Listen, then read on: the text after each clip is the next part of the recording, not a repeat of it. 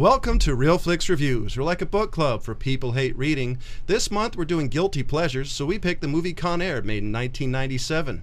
This week we have Jonathan Charney, James Stevens, Ryan Pinball Preston, and special guest host, Jeff Michaels.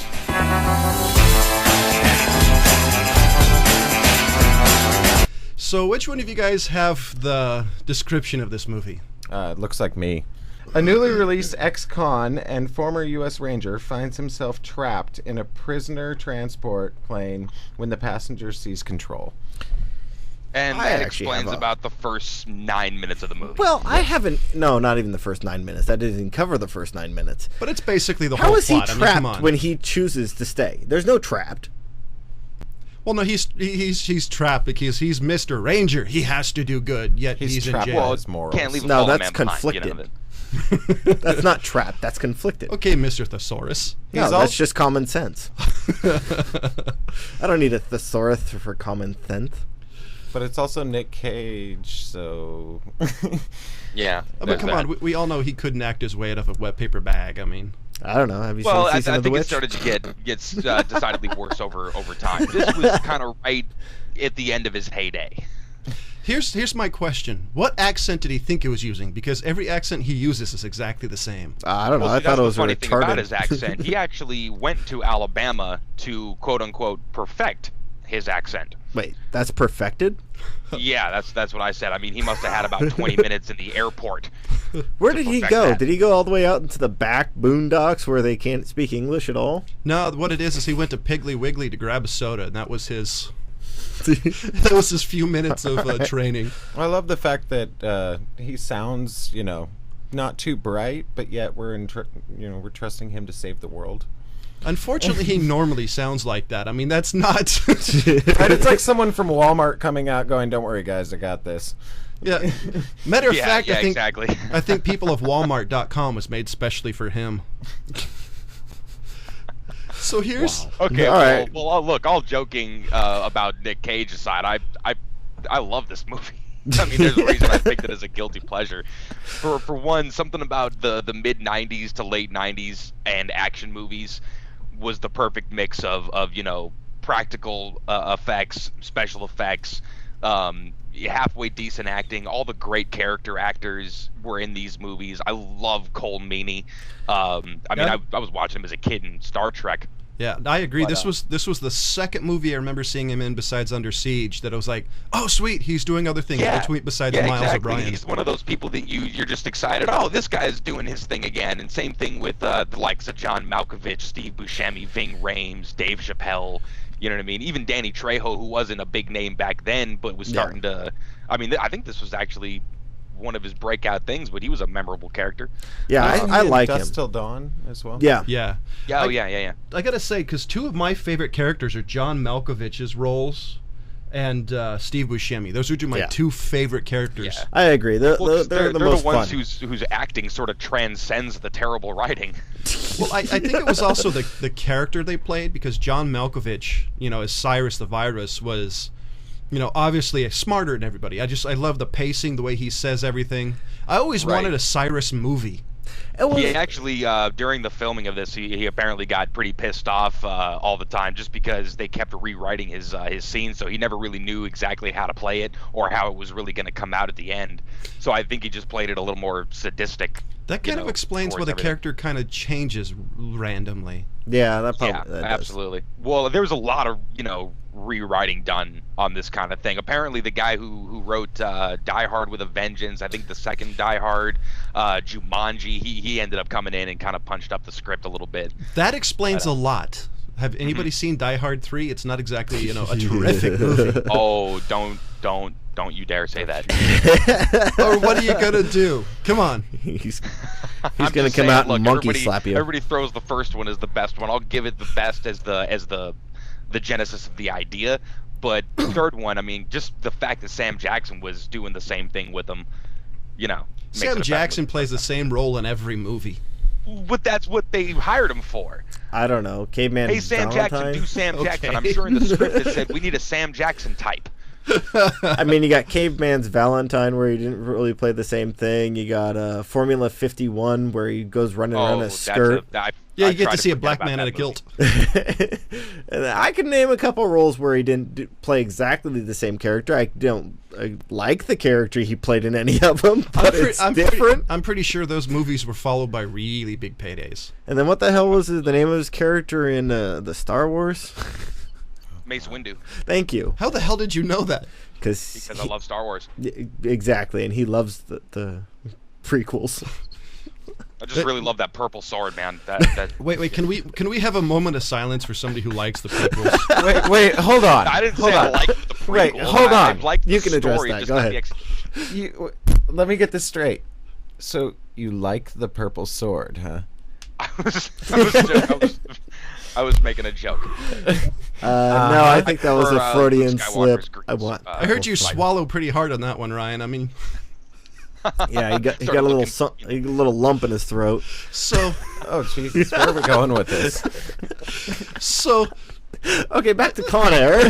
let's steer this massive non Enough sequitur. with Samuel L. Jackson's purple sword. Oy.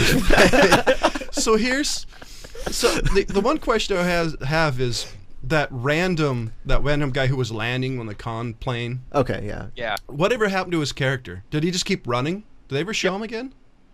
I mean, thought he look, at died. a certain point, I'm sure you just kind of stop, realize everybody probably left, and then start walking back.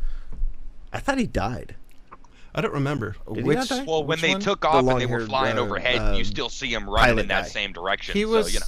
No, he was right. He was driving the fire truck. That's right. Yes, he did. And then he He was driving hacked Cyrus. the top and he squirted down on him. Yeah, basically drowned him with a fire hose. and then he I don't know. exploded.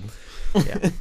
That was another thing. Okay, I'll get to that one. Okay, John, do you have more points that you want to bring up? That's pretty good. I do say that I think this movie has one of the best conversations in movies in a long time. If you take a look at the conversation between Steve Buscemi and Nick Cage, What, Yeah. the dialogue? the dialogue between when they're the sitting two. in the plane. Yeah, I Yeah. agree with you on that one. That was one of the points I was going to bring up. Any scene between Nick Cage and Steve Buscemi is Yeah. almost Tarantino-esque in some ways. Really, is. Yeah. The dynamic between them is so funny to me. Yeah, because my favorite part was the defying irony.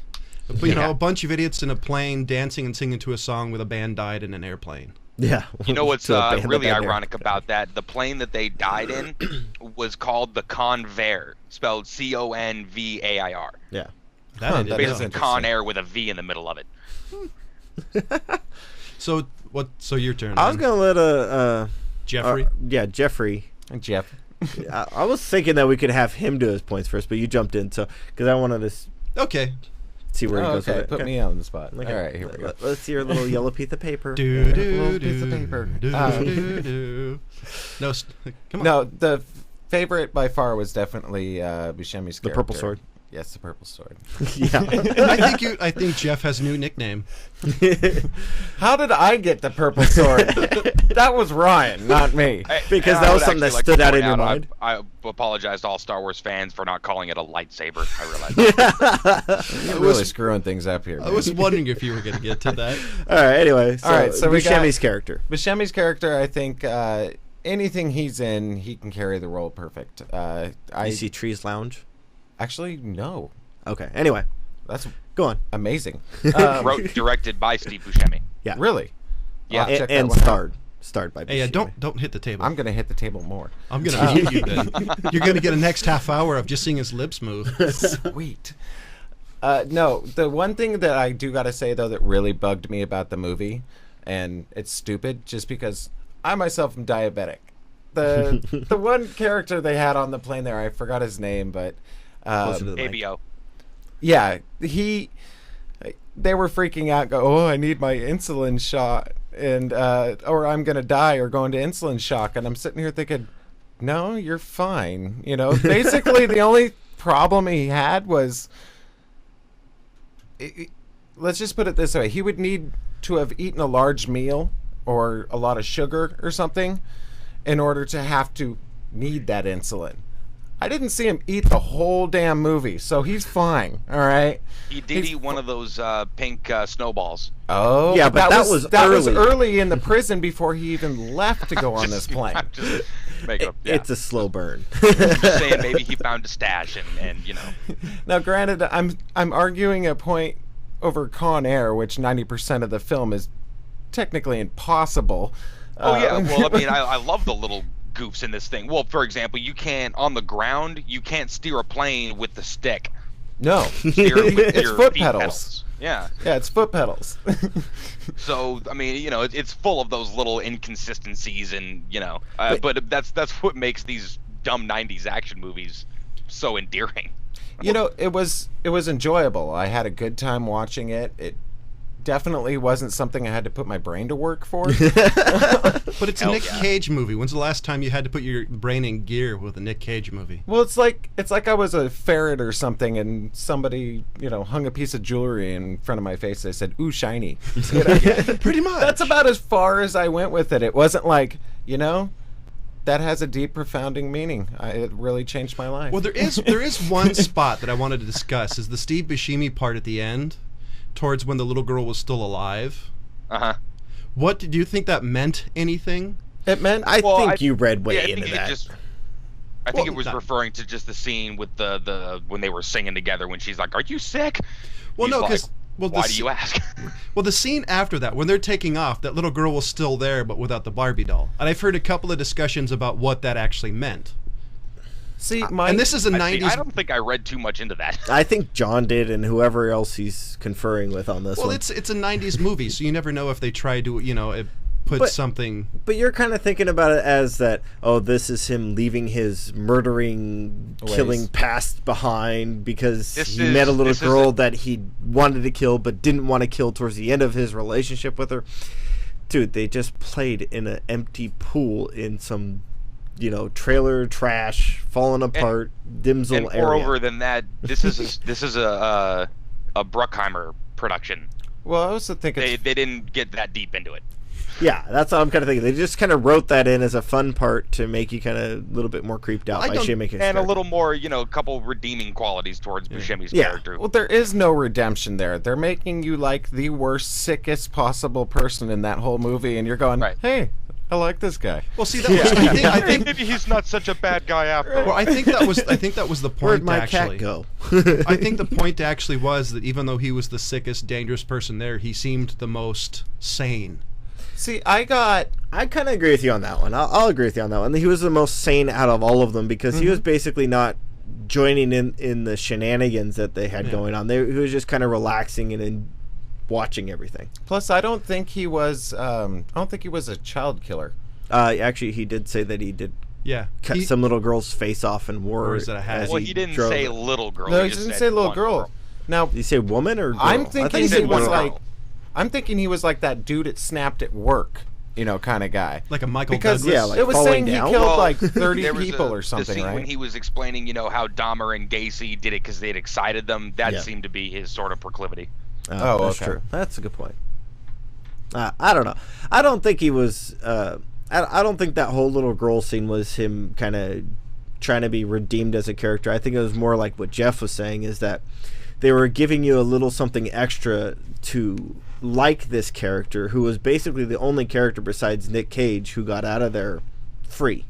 and you're And one happy more about thing. it at the Yeah. end too. Yeah. You're like, "Yay, Yeah, serial so I think killer's it was. loose." I think it was more kind of giving you something to cheer for at the end of the movie. Or Because, you know, I mean, some Nick little Cage pit in your character stomach, really like, didn't oh, I redeem hope himself. he didn't kill the girl, and then oh, he didn't kill Yeah. the girl. But look, this discussion right now, I guarantee you, is more thought Oh yeah. than anybody else ever put into this. You wouldn't have been able to like him in the end of the movie if he was sitting there and had like the Barbie's head in his pocket. You know, it's like he pulls it out. worn around his neck like a Trophy. Flavor Pulls it Flav out and it's chain. got a little girl's finger attached to it. My God, Wow, you guys are really. I'd love to see your version of this movie change. Con Air. Well- James cut. Yeah. no children. Twice I don't know, as you got much more? blood. You got more? Do you want to bring up? Why? Not you. I wasn't talking to you. Shut up. Oh, okay. Well, go ahead. Other than the fact that it was just brainless enjoyment, no, not really. All right. Well, I'll let Ryan go. Horror. Oh, wait. I'm sorry. There is one more thing I'd like to bring up. He I should moved go on. back to jail in the end of the movie. Because, okay, you got Cage. He's like, I'm a good guy, and he's gonna beat everybody. But then this guy jumps on a cop bike, steals the cop bike, chases after a runaway fire truck, Speeding. and destroys like thousands of dollars worth of Probably hundreds of Las thousands of dollars. Vegas, And a and part of probably it- killed like 30 people in the process, and a they're all like, causeway. yeah. And then he gives his daughter this dirty sewer bunny. Yeah, You you, know? don't want to know what the ghost convicts did to that bunny. Right? Because I Make a do movie like and the bunny how. gets it. Well, I do. I Let like how the you're bunny looking at go. You're looking at the rabbit. It's floating down towards the sewer, and he grabs it. Yeah. He's like, "Oh, good." As and it's then going he in gives the it to the culvert. daughter. He gives it to his daughter, and you're going, "That looks like a dry bunny." And he just looks down at it and goes, "Oh, it's a little dirty," and rubs it on his shoulder. Yeah, Yeah. like I'm sure his daughter understands the principle of the thing, you know? I don't know how many of the audience members or you guys have actually walked down the strip of Vegas. That street is dirty. Oh, of course. Oh, yeah. It's That Vegas. street is Yeah, filthy. it didn't You have don't to want go to down take the sewer to anything be out of the completely gutter and give it to a little child. Especially Vegas. Here's some STDs. It's the hepatitis bunny. Look, mommy, a lollipop. No, honey, that's a syringe. Put it down. That's Vegas. That's Vegas, baby. All right, Ryan, you're up. Well, okay, like Jeff said, I love this movie because of mindless thing. You don't have to turn your brain on at all. You look at the pretty pictures and you smile. You know what I mean? You laugh. If your brain is on at all you're noticing is the little, mistakes and things like that, which even make the movie a little more enjoyable, which to me has the repeat watch abilities, I love, well, actually, I really just love the Sayonara line, that I could just watch that over and over again. Oh, speaking of lines, hold on, I gotta interrupt you. That line where he looks at diabetic dude. I'm sorry, I forgot his name. Diabetic guy. And he Just goes- whatever. he goes- Baby-o. Yeah, he looks at him and goes, "I'm gonna show you God does exist." And I'm like, "Oh my God, God is Nicolas Cage." It all We're makes so all much screwed. sense now. We're all screwed. He's got long hair. He's skinny. He saves the world. Yeah, but in that scene, he looked like he was going to rape the guy more than preach to him. I mean, come on. Oh God, No, yeah, that guy was was bad. stuck in the cage, Johnny 23. right? I got to say, I They call love... him Johnny 600 if they knew the truth. Oh jeez. Wow. I got to say, I still love the way Cyrus died in this movie. Really? I thought that was the cheesiest part. It was just like random, I'm going to crush your head. The guy randomly lands in this exact position and then the thing falls on his head. That's why it's the best part. It's just like, what? It's like the whole movie. How do you randomly find something that does that? My favorite part of that whole thing is like all of a sudden he just gets launched and you're like, okay, he's okay. And then he goes through the walkway and you're like, okay, he's okay. He hits the all of a sudden the power lines. No, he's still okay. Still okay. And then all of a sudden he gets wheeled up to this falling, crushing pillar of death. And you're like, Right. no, he's not okay It's kind anymore. of like an oncoming train, You just step to the right instead of, I don't know, standing there. I don't know if he goes through the sky walkway. Maybe it broke his spine. He couldn't move. Well, he was handcuffed to that ladder when he got launched through that window, so I'm sure it ripped his arm off. Right? They didn't show that. The rapist dude, yeah, his arms were chilling in the plane, but That That's what was I'm just saying. one. I It mean- was just one dangling there, wasn't it? Yeah. yeah. But there wasn't one arm dangling on the fire truck there. True. Yeah, but I loved the like James said. I mean, just the he's just a little dirty. It's still good. It's still good. It's just a little airborne. It's still good. It's still good. Right? It's gone. Totally Simpsons quote there. Good job. I'm proud of you. I loved the nope. He still might make it out in some kind of A-team sort of situation. We can't leave anything to chance, so let's obliterate his head, and then everybody will know for sure. It's like I was thinking he was dead when he got launched through the window, dude. So you could have called it a day after that. I like the fact But, there was no blood in this movie. Like the scene where the arm was hanging, it was completely dry. Right. There was yeah. no blood It's in this all on the movie. floor. Yeah. It reminded me of the Jurassic Park arm Yeah. But Where they drained I the wanted to blood. say real quick. When I first said I was going to do Con Air, I was going through a bunch of guilty pleasures. I was going to pick Red Dawn.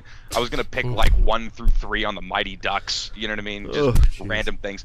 I ended up settling on this one because I think I watched this more than anything else. No, was it But, Red Dawn or the remake? Yeah, that's what I The- was the curious original. about. Oh, the The original. original, Okay. definitely the There you go. original. Yeah. Don't even get started on the remake. That's another day. But the Koreans soon are as I coming. The picked Con Koreans are Air, coming. I started thinking of the first thing that popped into my head was the Leanne Rimes song. Which one? The How Do I Live song was in the opening and at the end. Oh yeah, I think I peed a little. Yeah, that song. That thing was stuck in my head the entire week. Oh, See, I just couldn't howled. get it out for the life of me. I'm driving in my van at work, and I'm singing it in my car to myself, like, oh my god, I gotta get the song out of my head. Did Oh the my god, cadaver that'd be answer? crazy. So you're at work, right? You could just literally set the person you're transporting up in the seat next to you and sing that song the whole way. How do I Now- Look lovingly into their cold, dead now I eyes. know what I'm getting you for Christmas, Ryan. I'm getting you the soundtrack, or at least that song. The single. Interesting thing about that song. That year, it was nominated for an Oscar for Best Original Song. That same year, it was nominated for a Razzie for Worst Original Song. Wow. Never happened before, never happened since. It scares me that you know any of this. That's what I'm kind of thinking. Like, how do you know that? Did you looked look it up. that up like right now, He's or like- did you know that like 20 years ago? He's like, no. I wrote it down. You wrote it down and kept it snuggled It up was to in your the heart notes. for 20 years. I'm just saying, like, I was looking up You slept interesting with it things about underneath the your movie, and pillow? I thought that was interesting, so fuck off, all right? I was just trying to bring something. It's right next to his notes where he keeps all the musicals. Oh, jeez. I have another interesting fact on my little slip of paper here. The Jailbird plane that they were flying, the movie and the one that was also filmed on the ground, it's had a bunch of different owners since the movie. But recently in 2010, crashed into a mountain, killing the crew. Well, that's a buzzkill. Yeah, I know, right? But I'm just saying, I mean, that plane actually stayed in existence, and then Killed crashed into a bunch of mountain. people. Out of all the planes to not make it to like the just retire and put it in some hangar somewhere, that's the one that crashes into a mountain. Why would they put it Thought in a that was hangar kind of anywhere? ironic. That movie wasn't good enough to retire the plane. Yeah, I know, right? Well, you know, somebody wanted to fly that thing around. But what's it called? They actually, during the filming of this, there was a special effects specialist that was killed actually making this movie. They dedicated the movie to him. Really? Yeah, one of the some rigged plane that they had doing something like fell and crushed them. It was probably the end scene in Vegas would be my guess. You know, no, I was kind of thinking he was Yeah. probably Nick Cage stunt double. Anyway, talking well, about don't- Nick Cage does his own stunts. Well, his ego Yeah. does it.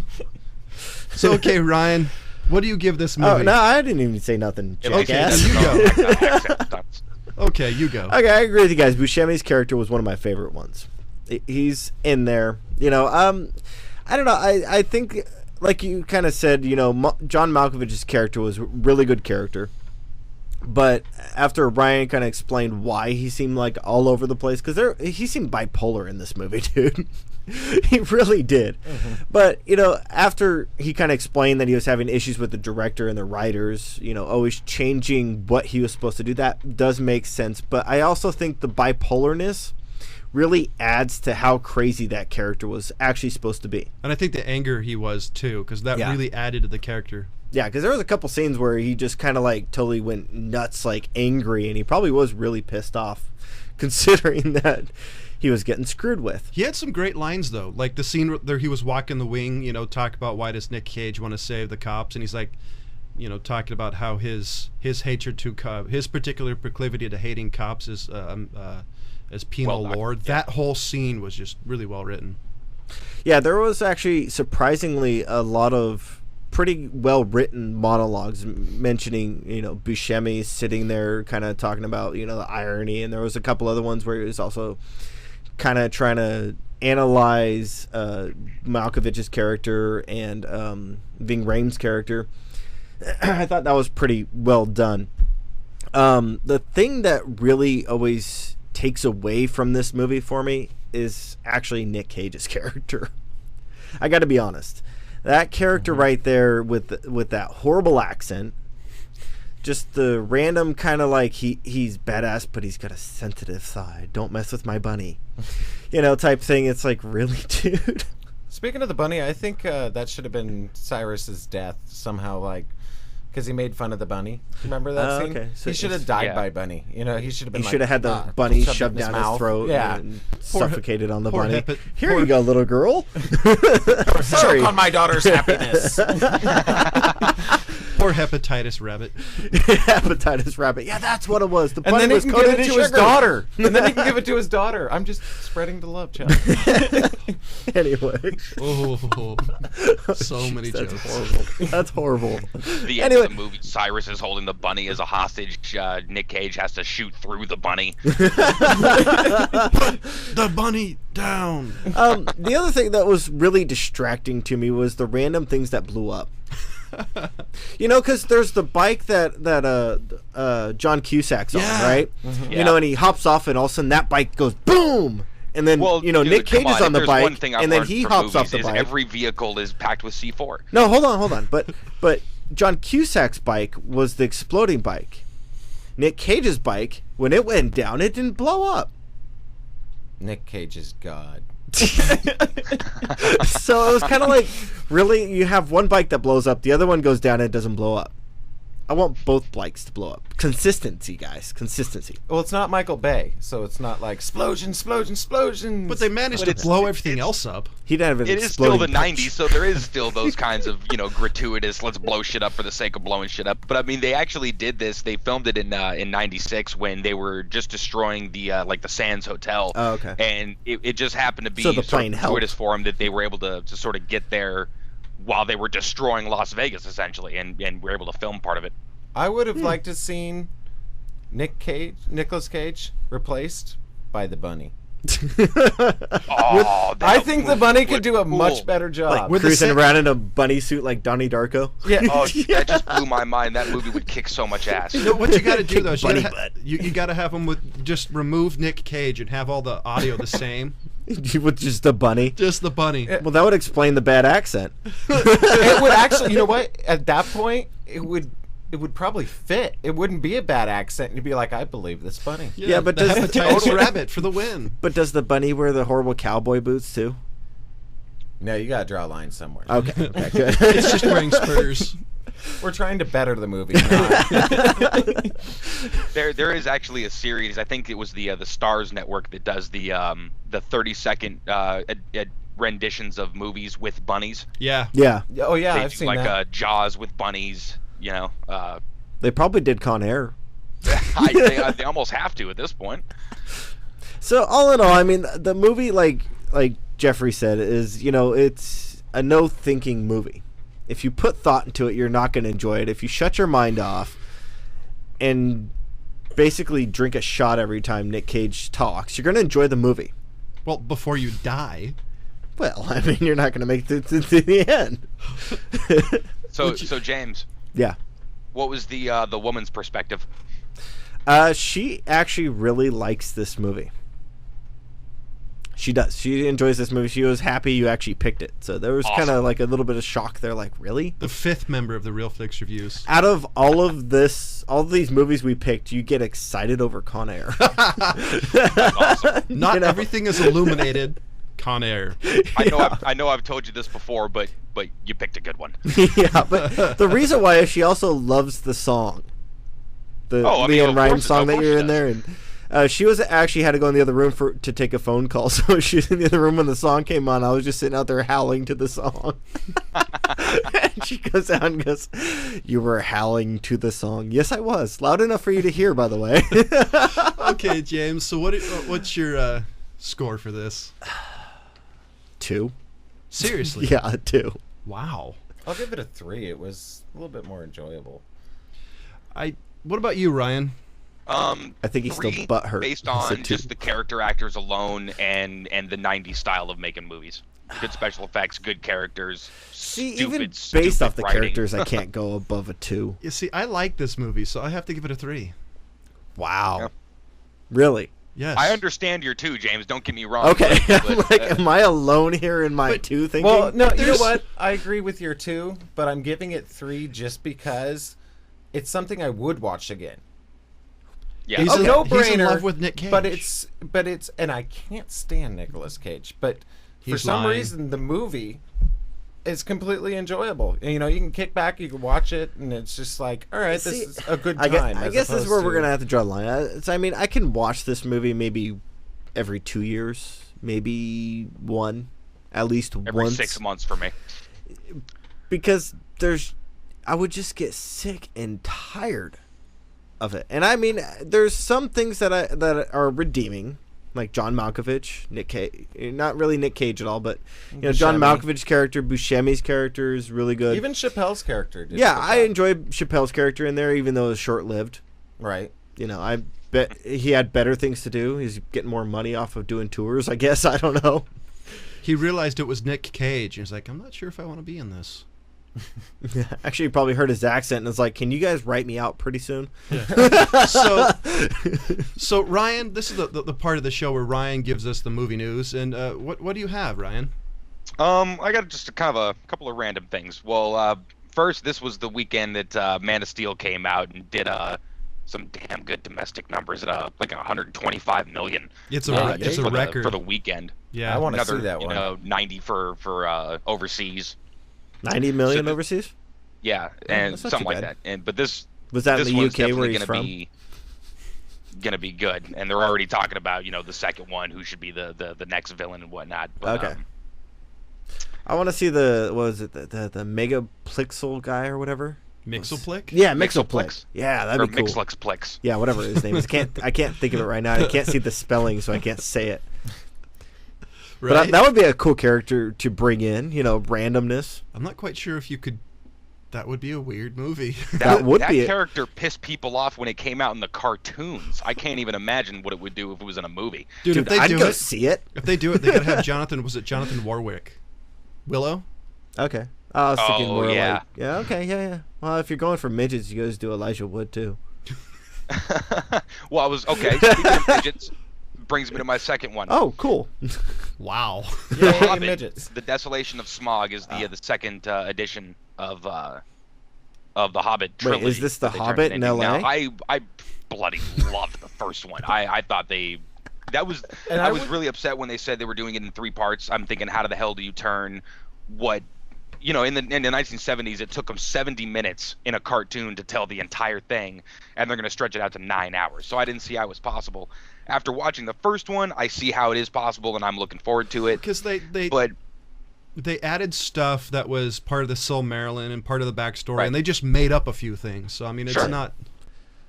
and it had a lot of layers and a lot of really interesting layers. So I was in. But so the reason I bring this up though is they just put out a 6-minute featurette trailer Really? for the new movie. 6 I'll have minutes. to check that out. That's This is wow. and not necessarily bringing this up to talk about The Hobbit, but just the idea of the 6-minute trailer that's coming out seems like with every movie. It seems like especially with the Man of Steel, these big, blockbuster, summer blockbuster movies always have 15, 20 minutes of the movie out before the movie even comes out. I mean, right. You've seen all the good parts. They just Exactly, kinda show you everything so- that's good. That's I gonna mean, I'm catch the your kind eye. of person who tries to avoid this stuff in the first place, but I mean, at a certain point, damn.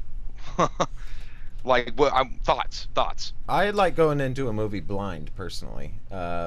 If you give too much away, it kind of leaves a point of surprise for me. There's no. You're constantly I like- looking forward to that point or expecting that point at every turn. Yeah, and then I- it ruins the movie because you've either expected it this way or that way. I Right. like trailers, but I think there's a point where some movies that are poorly made put all the good parts in the movie. My problem is I can generally tell if I'm going to like the movie by the trailer. Mm-hmm. So some movies I don't watch because then I realize I'll probably hate it and then I'll be right.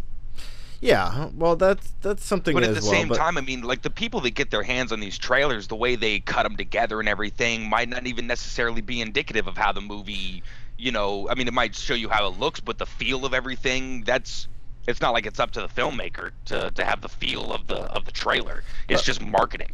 But and just this extended marketing is just driving me crazy. But my thing is if you have a movie such as like Man of Steel, where it's a 2.5-hour movie, or The Hobbit, and this new one coming up, they don't have how long that movie's going to be, but I assume it's probably going to be pushing 3 hours. Yeah. Yeah. It has to. If you take 15 minutes of each one of those, you're not covering any amount of the movie, really. Right, but at the So same even time, if you do cram it with action packedness in the flick or in the trailer, you're not going to be seeing much of the acting or much of the story. You're just going to be seeing like heads getting lopped off or heads getting right. popped. But at the same time, I mean, everybody's waiting to see Smog. Okay, so if they show him in the damn trailer for 4.5 minutes, when you see him in the movie, you're not all excited and surprised like you would be. So, you know. Yeah, I understand, but I agree with Jeff. I mean,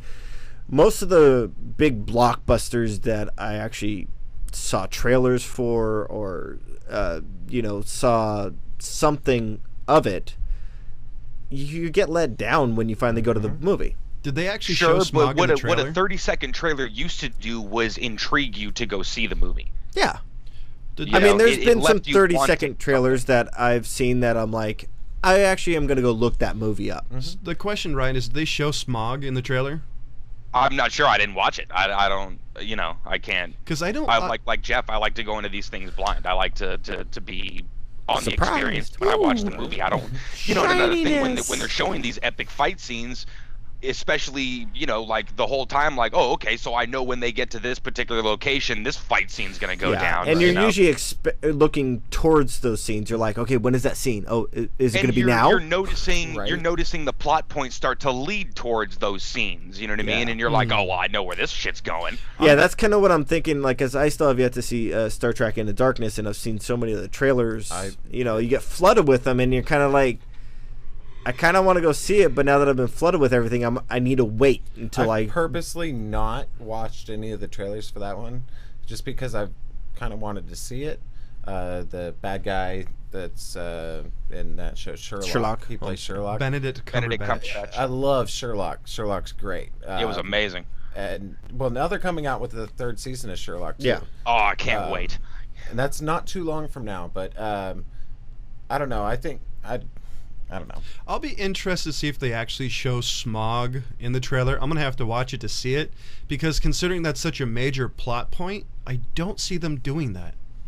I mean, that's they will probably either hint it, or like they did with Star Trek Into Darkness, where they just kind of show you a small snippet of it. See, that's what I'm expecting. I'm going to have to watch it to lead into it. I don't see them showing you about it. I could see a shadow or a little bit in this distance. I think if they actually show him, I think that'll be a bad thing to do personally. Yeah. You got anything else? Just one more thing that'll piss you off. Sweet. Or I don't know. I'm actually curious on what your thought. Scorsese. Jackass. No telling. He's doing a new movie. He's in pre-production on it. I think it's called The Wolf of Wall Street. And it doesn't have to do with actual wolves, so relax. Well, I kind of figured that. No, in fact, what's-his-face is in that. Starring Leonardo DiCaprio, bringing him back. Matthew McConaughey and Jonah Hill. Okay, but... McConaughey and DiCaprio, really? Hold on a second. And Jonah Hill. It's based on a book. Now, the times that I've seen Scorsese do stuff based on a book, i.e. like Departed, it's executed pretty well. Departed was crap. Oh... Hey, I got somebody else. That's awesome. Can you say no talent ass clown? Sorry. Now, I usually refer to those names for Shamalali Ding Dong. How do I really feel? I really feel like I have Tourette's right now. That's okay, hold on. Okay, wait. Now, my thing is, this is a New York stockbroker refuses to cooperate in a large securities fraud case involving corruption on Wall Street, corporate banking, world and mob infiltration. It sounds about as exciting as changing your tire. The 1980s Wall Street. It's like a drama. Okay, slow down a little bit, Ryan. You're cutting out. Hello? Speak. Well, I think... Go ahead. There you go. All right, anyway, so what were you saying about this? I mean... Are these rumored actors? Because to be perfectly honest, I do not appreciate how Scorsese gets DiCaprio to act. I really Ladies don't. and gentlemen, sorry, we're having some minor technicalities, it looks like. So we're going to switch automatically into next week's movie, which our guest host of the week is going to pick. Jones. So what movie are you going to pick for next week? Oh, I'm already picking it right now. Oh yeah. Yep. Okay, fine. You put me on the spot. You're not going to like me at all. We're doing Eternal Sunshine of the Spotless Mind. So that's your guilty pleasure pick. That is my guilty pleasure pick. Okay. Okay. See, I would have gone different, but I was put on the spot. Yeah. Well, that's fine. I- We've done that to each other a couple times. Yeah, Are you you- still there, Ryan? Hello?